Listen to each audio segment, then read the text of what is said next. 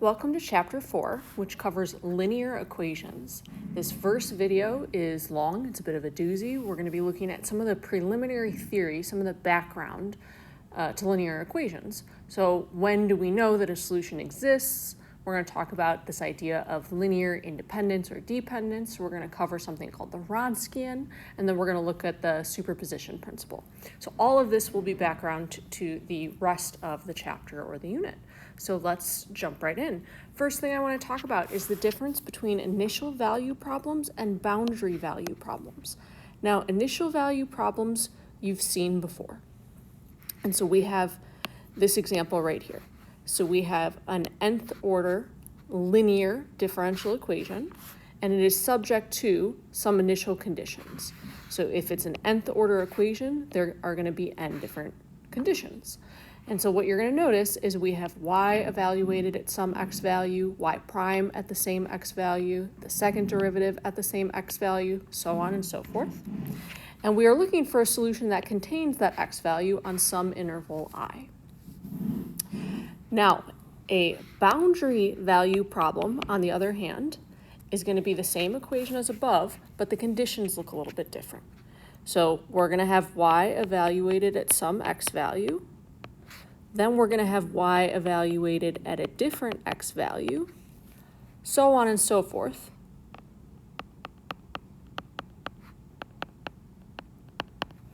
So when you see conditions like that, it's called a boundary value problem. So we're going to be learning some different theorems or some different ideas today that might apply to one type of problem versus the other. So it's very important that we are paying particular attention to the conditions that we're given. So let's take a look at this first theorem. And this is the existence of unique solutions. So let a of n all the way to a0 of x and g of x be continuous on an interval I where, this is big, a(n) of x does not equal 0 for all x that are in the interval. So for all x that are in the interval. So then, if x naught is in the interval, then a solution to the initial value problem above exists and it is unique. So if you remember, when we first started doing differential equations, that was the big question, is we wanted to know, before we even try to solve, is there a solution? And if it is it unique? Well, this is a way now for us to tell. So again, a(n) of x cannot be 0 for all x, and then if our x value is in the interval, there is a solution, and that solution is unique. So let's look at this first example. We have y equals that equation, and there's a little bit of a typo here. This should be is a solution to that initial value problem, and it's an initial value problem, we notice, because of our two conditions. Second order, so hence why we have two different conditions, and they both occur at the same x value. Okay, so the first thing that we're going to be looking at is all of our coefficients need to be continuous. So our coefficients of our equation are 1, -4, and 12x. So those are all continuous.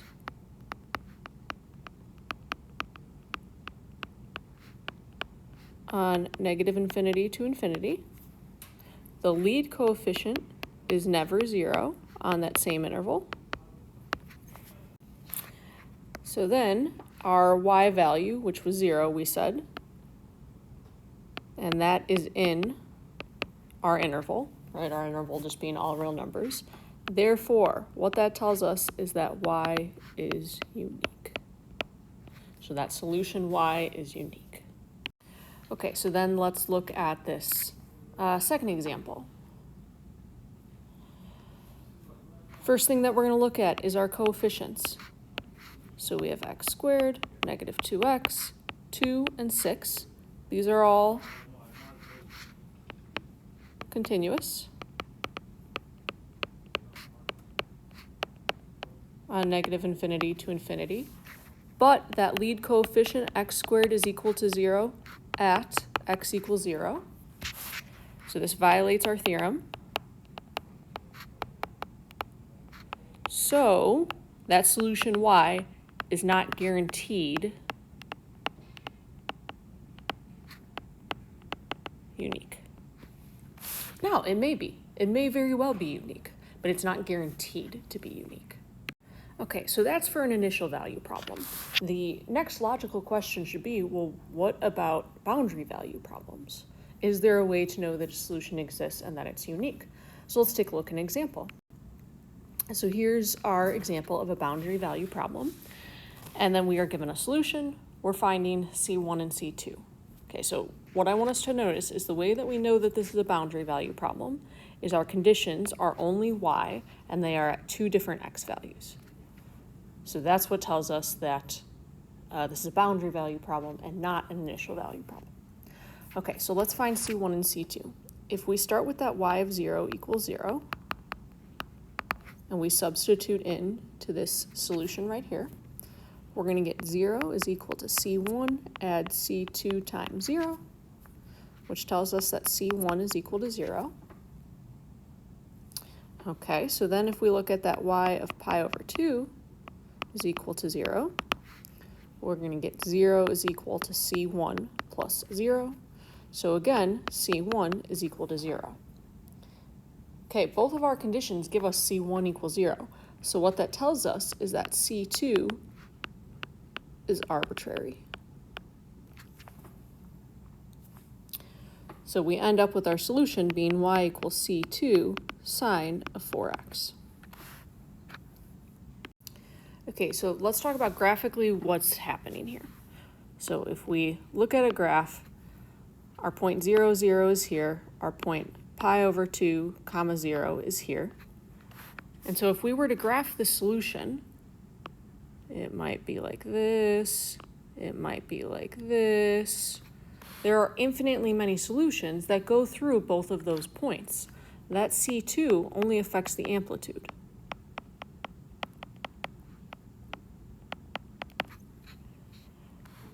So there are infinitely many solutions to this boundary value problem. Now, we didn't check this right off the bat, but if we look at our conditions for that existence and uniqueness theorem, we have 1, 16, and 0. Those are all continuous. That 1 does not equal to 0. So if this were an initial value problem, then our solution would have to be unique. But it's a boundary value problem. Even though the conditions are met, the solution is not unique. Okay, so that leads us to what's really important for a boundary value problem. If the conditions are met for existence, there could be several solutions, a unique solution, or no solutions. There's no way for us to know except to just solve. So it's really important with that existence and uniqueness theorem that we are looking at initial value problems only. So we've covered this, but I just want to make sure that we address it or write it down one more time. But the difference between initial value and boundary value problems are the conditions. So in initial value, the conditions are at the same x. And the boundary value problem is we only have conditions for our solution curve. So all of our solutions or all of our conditions are y of something. They're all y. They're not going to be looking at y prime or y double prime. So that's the first topic or the first idea from this video. What we're moving on to now is homogeneous equations, homogeneous and non-homogeneous. Now I want to point out these are different. This homogeneous is different than what we've done earlier. So what we did last unit or the unit before was a different homogeneous than this one is. So now we're looking at homogeneous linear differential equations and non-homogeneous linear differential equations.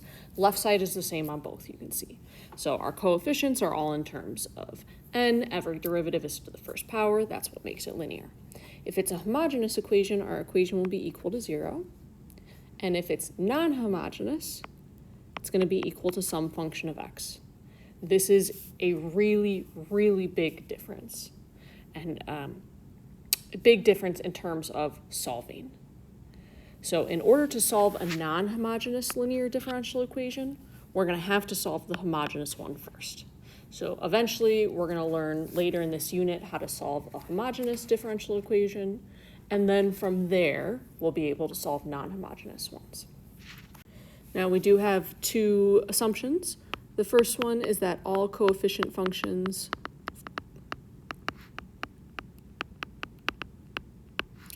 ai of x and also g of x are continuous. And the second condition is that an of x does not equal 0 for all x that are in the interval. Okay, so we're not actually going to be learning to solve either of these equations in this video. Again, we're just talking about background. So now that we know what a homogeneous differential equation is and a non-homogeneous linear differential equation, we're moving on to something called a differential operator. And we're going to use these to write differential equations. D, just this symbol D, indicates differentiation. It's called the differential operator.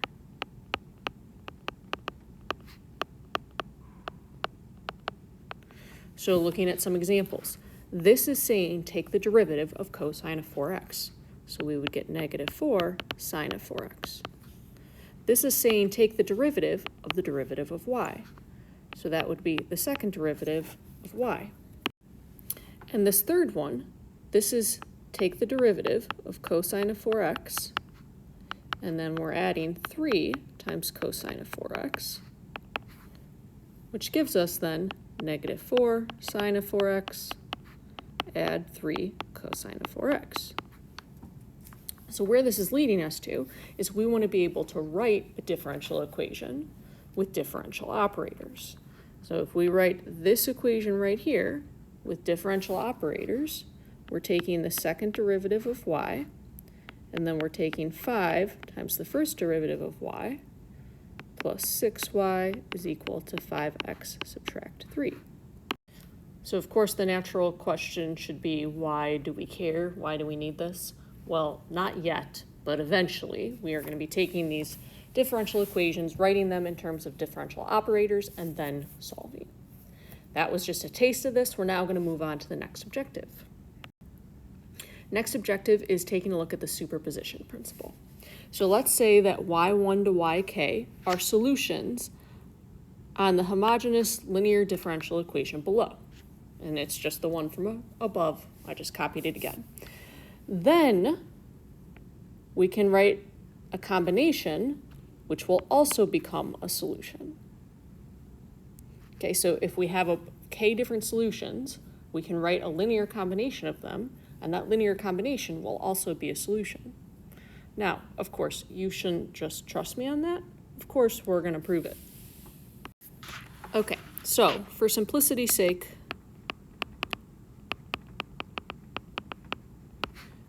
we are going to consider the case where n is equal to 2. Okay, so I know we do some proofs in class, but not a lot. So let's talk about how we're structuring our proof. So if we're looking at the case where n is equal to 2, we have a second order homogeneous linear differential equation, and therefore we have two solutions. So looking at the principle, this is what we're assuming. So we're assuming that we have two solutions. This is what we need to prove. So let's set up our proof so that we know what we have, and we can go from there. So let y1 of x and y2 of x be solutions of a2 of x, y double prime, add a1 of x, y prime, add a0 of x, y is equal to 0. And we're going to define y. So y in this case, if we follow what we've done above, is c1 y1 of x plus c2 y2 of x. Okay, so at this point, let's take a pause. We know that this y1 and this y2 are solutions, so we can use that fact. We want to prove, though, that this y is also a solution. So what we're going to do is we're going to take our differential equation and we're going to substitute in y, this y. So then what we get is we get a2 of x. Y double prime would be c1 y1 double prime of x plus c2 y2 double prime of x plus a1 of x. Y prime is c1 y1 prime of x plus c2 y2 prime of x. Add a0 of x times y, which is c1 y1 of x plus c2 y2 of x. Okay, this is not equal to 0. So that is, I think, where many people go wrong. This is not equal to 0 because we don't know that y is a solution yet. We don't know that y is a solution yet. That's what we're trying to prove. So we want to show that this is equal to 0, which would prove then that y is a solution. So let's move this around a little bit. If we factor out c1, we get a2 of x, y1 double prime of x, add a1 of x, y1 prime of x, add a0 of x, y1 of x, plus c2, and this is a2 of x, y2 double prime of x, add a2 of x, y2 prime of x, add a0 of x, y2 of x. Well, we know that y1 is a solution of the differential equation, so this is equal to 0. We also know that y2 is a solution of the equation, so this is also equal to 0, which means our sum together is equal to 0. So thus, we have just proven that y is equal to c1 y1 of x, add c2 y2 of x, is a solution. So again, that was just for the case of n equals 2. So let's talk about a few remarks and then an example. First remark is a constant multiple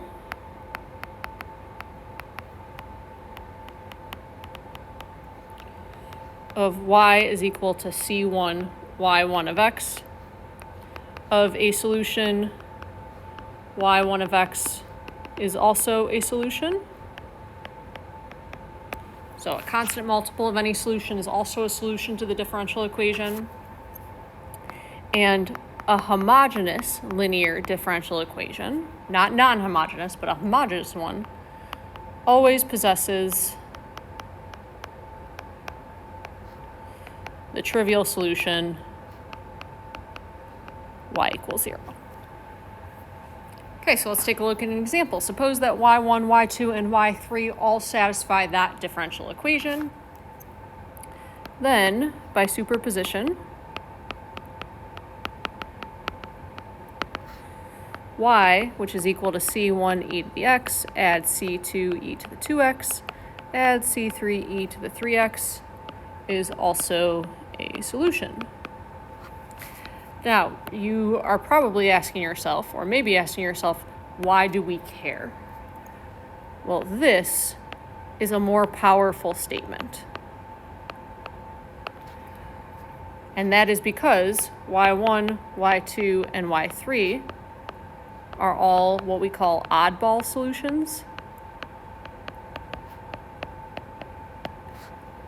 Y could be the general solution.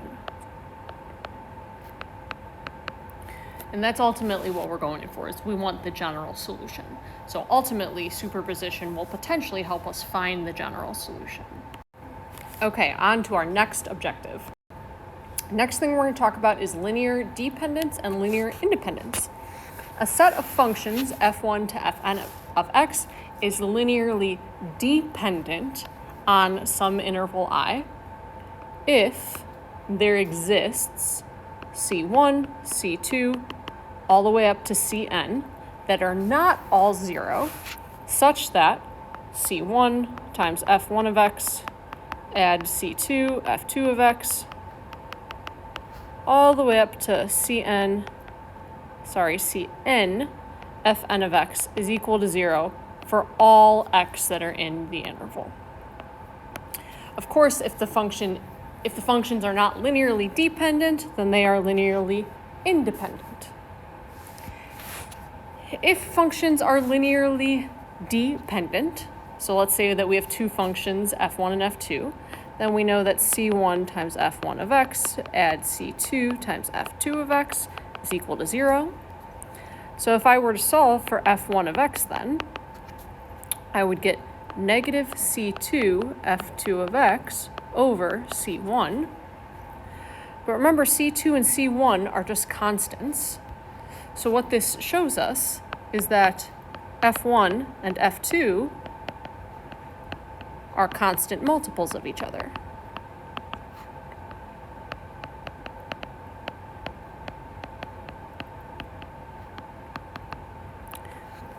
So if we have two functions that are linearly dependent, then they are constant multiples of each other. So therefore, where that leads us to is that a set of functions is linearly independent when neither is a multiple of the other.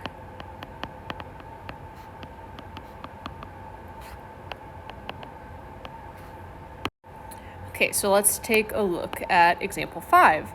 Consider f1 of x, which is cosine of 2x, and f2 of x, which is 1 subtract 2 sine squared of x, are the functions linearly dependent or independent?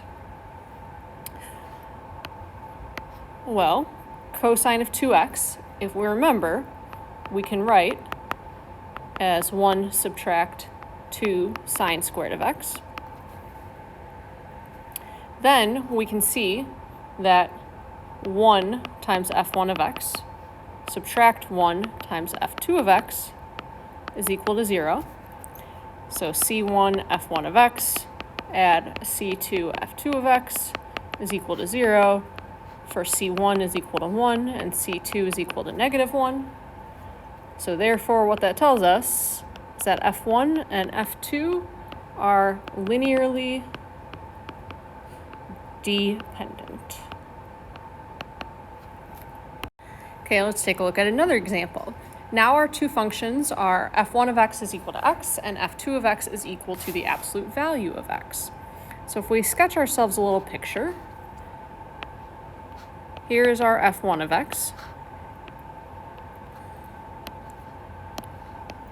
And then if we do our f2 of x, our absolute value,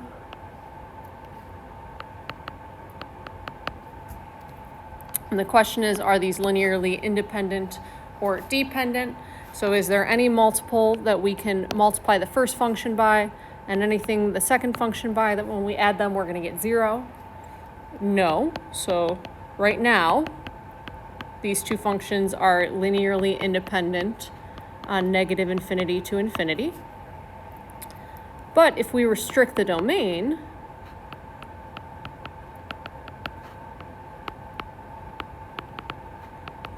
to negative infinity to 0 or 0 to infinity, then our functions will be linearly dependent.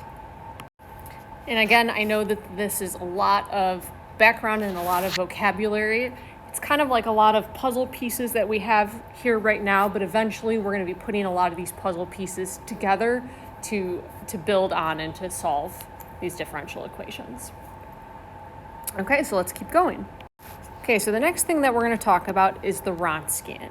So now that we know linearly independent and linearly dependent, it seems like so far we can only prove that functions are linearly independent or linearly dependent if we can find C1 and C2, or if we can't find them. And so we want a little bit of a more robust way, a little more of an algorithmic way to show that functions are linearly independent or dependent. And that's where this idea of the Wronskian comes in. So the Wronskian helps us to determine if functions are linearly independent. And that's because ultimately we want to find linearly independent solutions to differential equations. Suppose that f1 to fn of x have at least n minus 1 derivatives. Then if we have f1, f2, all the way to fn, So then this is f1 prime, this is f1 double prime, all the way up to f1, the n minus 1 derivative. So this is f2 prime, again, all the way down. And this is fn prime, all the way down to fn, the n minus 1 derivative. So if the determinant of this matrix is not 0 for at least one point in our interval, then our functions are linearly independent. So again, this is the determinant of an n by n matrix. So Wronskian notation, then we are finding the Wronskian of functions f1 of x all the way to fn of x. So this is a way to just approach every single problem to show that functions are linearly independent. Now, of course, if one proof was not enough in this video, we're going to do another one. We're going to do a different proof. This is called a proof by contradiction. So the way that a proof by contradiction works is you are going to suppose something that's not true related to your theorem and prove that that is not the case. So again, we're going to do the case where n is 2. So we're going to suppose n equals 2 for simplicity, and that the Wronskian of f1 of x and f2 of x does not equal 0 for some x in our interval. Okay, so based on the idea above, that should mean that f1 and f2 are linearly independent. But we are going to do a proof by contradiction, so we are going to suppose that f1 and f2 are linearly dependent.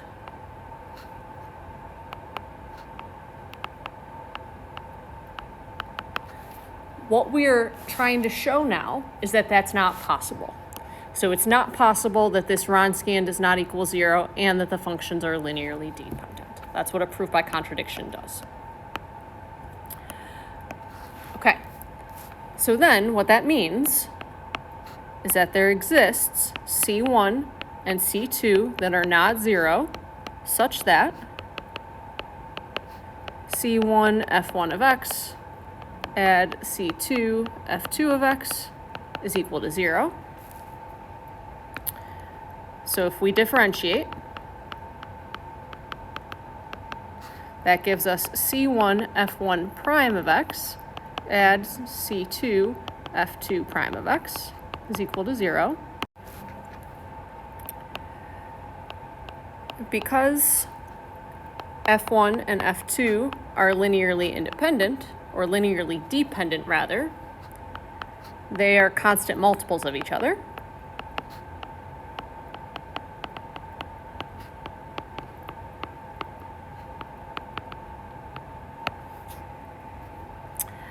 Therefore, the above system, so this system right here, has two equations that are constant multiples of each other.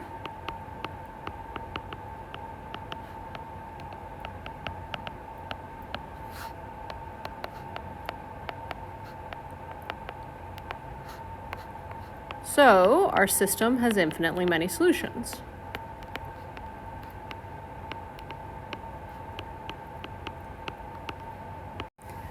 Okay, so we have to remember that we had a determinant above. So at some point, a determinant at a matrix is going to have to come into play here.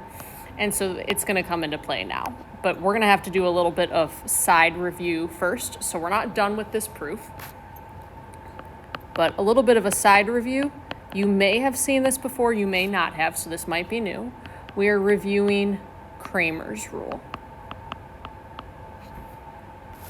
Okay, so here's what Cramer's rule says. First, let's start with a linear system. So we have ax plus by equals c, and we have dx add ey is equal to f. Okay, so to find x then, what we can do is denominator is the determinant of the coefficients, so A, B, D, and E.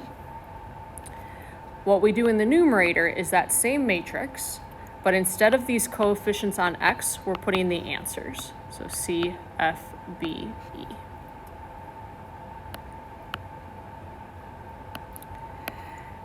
Likewise for Y then, denominator, coefficients, so A, B, D, E. But then in the numerator, we're replacing the B and E by C and F.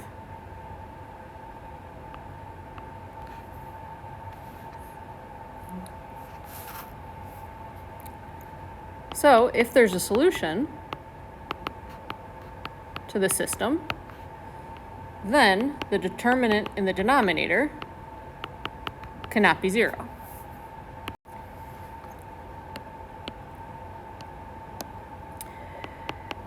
If the determinant is 0, there's either no solution or infinitely many. We'd have to solve a different way. So that's Cramer's rule. Here's how we're going to use it. Taking a look at this system.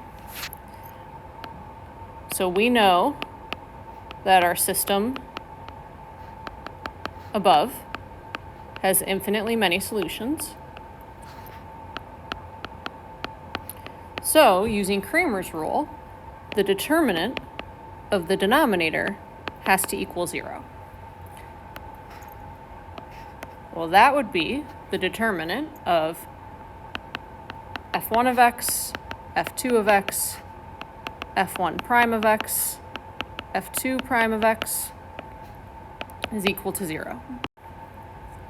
And remember, that's because in the system that we're solving, we were solving for C1 and C2 of x. So those were like our x and y in this Cramer's rule. Well, this determinant, though, that's the Wronskian. That leads to a contradiction, though. If you remember above, we said the Wronskian was not equal to 0. So this is a contradiction.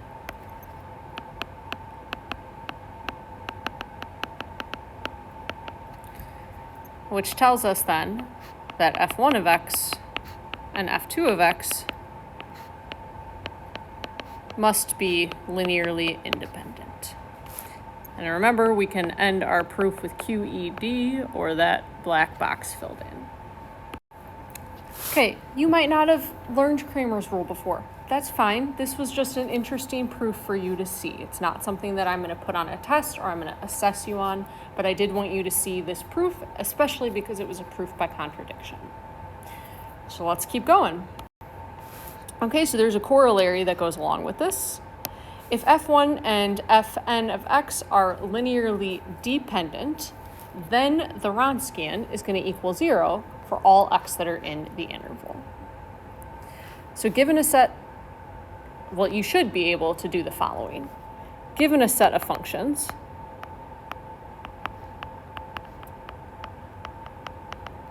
you should be able to tell if those functions are linearly dependent or linearly independent.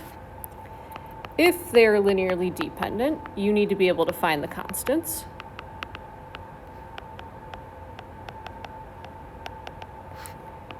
If they're linearly independent, you need to be able to show that the Wronskian does not equal 0 for at least one point in the interval.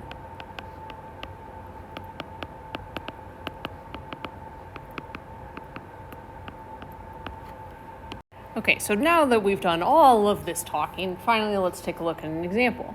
Consider f1 of x is equal to 2 and f2 of x is equal to x. Are the functions linearly independent or dependent? You can probably tell just by inspection that these functions are linearly independent. Now, you should be able to consider that algebraically.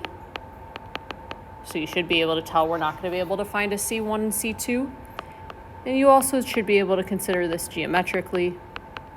There's no way to take one function and express it as a linear multiple of the other. So we can show that these are linearly independent, but now we need to prove it.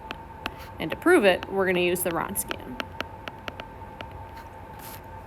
So the Wronskian of the functions 2 and x is going to be the determinant of the matrix 2x, then take the derivative. So this gives us 2 subtract 0, so our Wronskian is 2. All that we care about is that the Wronskian does not equal 0 for some x, at least 1. Doesn't have to be all the points. So, thus, we just have proven that our two functions are linearly independent. Okay, so now that we've talked about linearly independent and linearly dependent, we're going to keep going. Our next objective is we're constructing a complete solution. So let's start with a definition. A set of linearly independent solutions y1 to yn for a homogeneous linear differential equation on some interval I is called a fundamental set of solutions. All homogeneous linear differential equations have a fundamental set.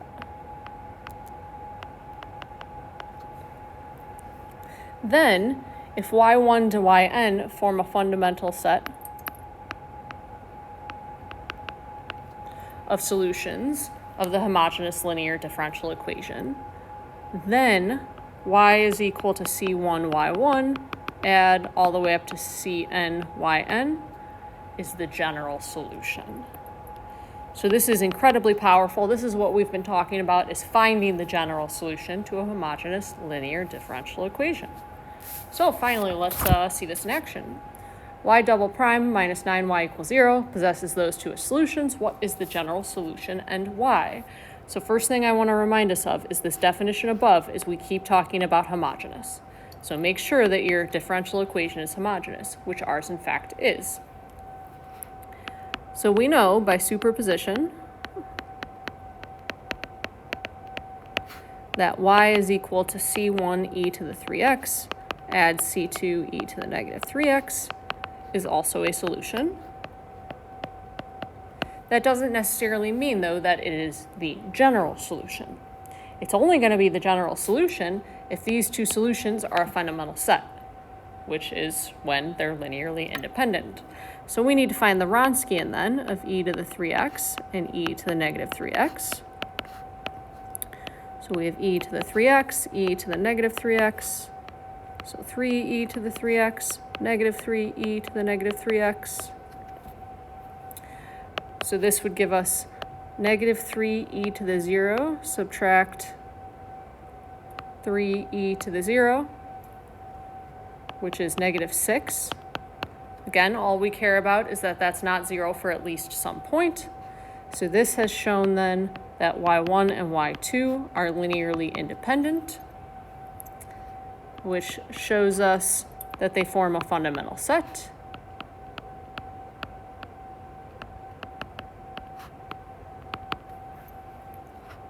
Thus, by above, y is equal to c1 e to the 3x, add c2 e to the negative 3x, is the general solution. Now, if it weren't the general solution, then these would all be singular solutions.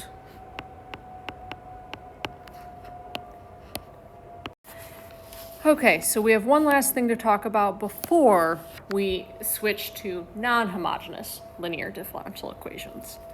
So a quick aside is on the next page. So last thing we're going to talk about before we change to non-homogeneous differential equations is Abel's theorem. So if y1 and y2 are solutions to this equation right here, then one way to find the Wronskian is this formula over here, where c is a constant that depends on y1 and y2, but not on x. So let's use this. Find the Wronskian of y1 of x and y2 of x if y1 and y2 are solutions to that equation. Now, one thing I want to point out with Abel's theorem is we have to have a lead coefficient of 1. So our equation is not in a form that we can use it in right now.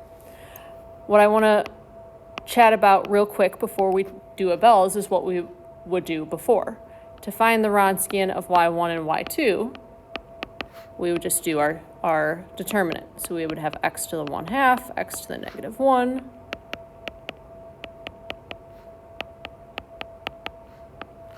And I'll tell you, if you do all the math, you get -3/2 x to the -3/2. So now we're going to find the Wronskian again using Abel's theorem. So first thing, this equation is not in the form that we need it in. We want that lead coefficient of 1. So I'm going to divide by 2x squared. And I also notice there's a typo here. That should be y prime, not y double prime. So when I divide by 2x squared, I get y double prime. Add 3 over 2x, y prime. Subtract 1 over 2x squared, y is equal to 0. So now the Wronskian of y1 and y2 is ce to the negative integral of p of x. So that's this part right here. So the integral of 3 over 2x dx. So this is ce to the -3 over 2 natural log of x, which is c times x to the -3 over 2.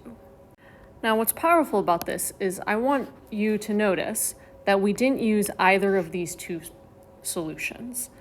So what's powerful about using Abel's theorem is that this is the Wronskian for any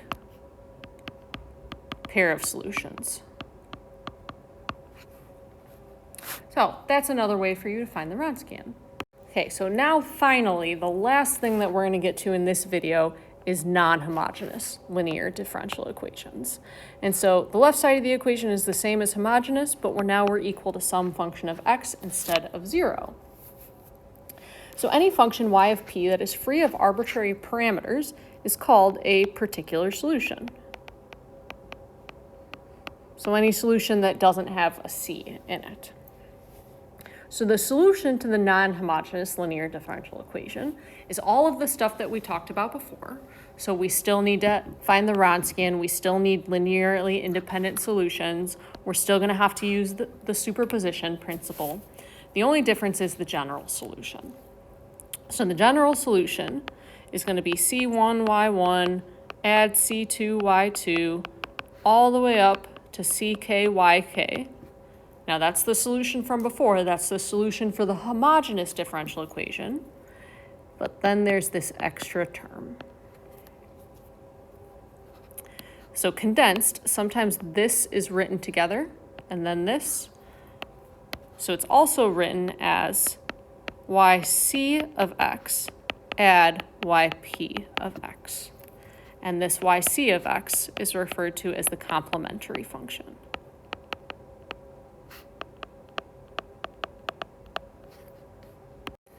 So to solve the non-homogeneous equation, you'll have to get the solution from the homogeneous one first, and then you'll find this particular solution. So there's more, and this is the superposition principle. If yp of 1 to yp of k are k particular solutions to g1, g2 to gk of the linear differential equation that is set equal to g1 to g2 all the way to gk, then yp is a particular solution to the linear differential equation. So last thing that we're going to do is we are going to see one example that uses this superposition principle.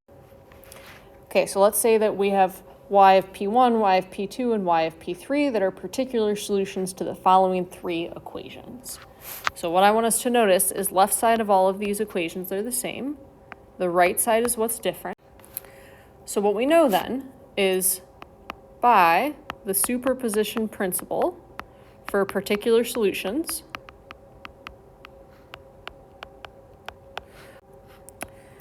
we know that y of p, which is going to be a linear combination of our particular solutions above, so negative 4x squared, add e to the 2x, add x e to the x. We know that this is a solution to the differential equation y double prime, subtract 3y prime plus 4y is equal to, and then we're going to have all of these on the right.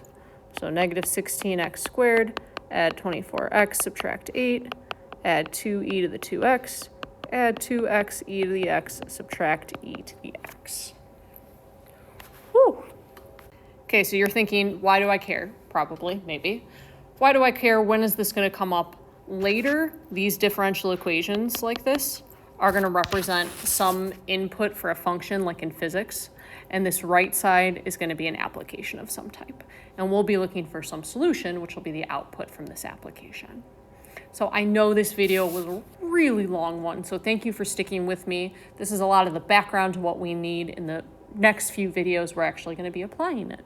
So until next time, thanks for being with me.